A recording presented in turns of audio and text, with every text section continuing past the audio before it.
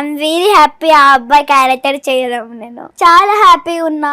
ఇలాంటి కొంతమందికే దొరుకుతుంది కదా ఇలాంటి అవకాశం, అది కూడా చిరంజీవి మామతోని, నయనతార సిస్టర్ తోని ఇంత కొంతమందికి దొరుకుతుంది. సో నాకు వింత క్యారెక్టర్ వచ్చింది, అది కూడా ఇంత పెద్ద వాళ్ళతోనే. సో కొంచెం కంగారు పడి కొంచెం ఆలోచించుకొని చెప్పా మమ్మీకి, డాడీ. బాయ్ లాగా ప్యాంట్ షర్ట్ వేసుకున్నావు, దానికి ఇంకా మనం బాయ్ అయిపోం కదా. కొంత బాయ్ అనగానే మేనరిజమ్స్ ఉంటాయి, వాకింగ్ స్టైల్ డిఫరెంట్ గా ఉంటుంది. వాటన్నిటిని ఎలా అడాప్ట్ చేసుకున్నావు, ఎలా ప్రాక్టీస్ చేసావు? అంటే నేను చెప్పగానే మా డాడీకి కొంచెం నేను టీవీలో ఆ అబ్బాయి వాకింగ్స్ కొంచెం ప్రాక్టీస్ చేసుకున్నాను, దాన్ని బట్టి నేను సెట్ లో అలా చేశా.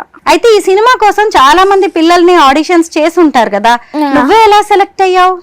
అది కూడా ఎక్కువ నాకు తెలియదు, మా డాడీకి అందరూ ఫోన్ చేసి మాట్లాడారు కాబట్టి మా డాడీకి తెలుసు. నాకు చిన్న పాపని కాబట్టి నాకు ఇంకా తెలియదు అలాంటివన్నీ ఏంటి అని. సో మా డాడీకి తెలుసు ఎక్కువ.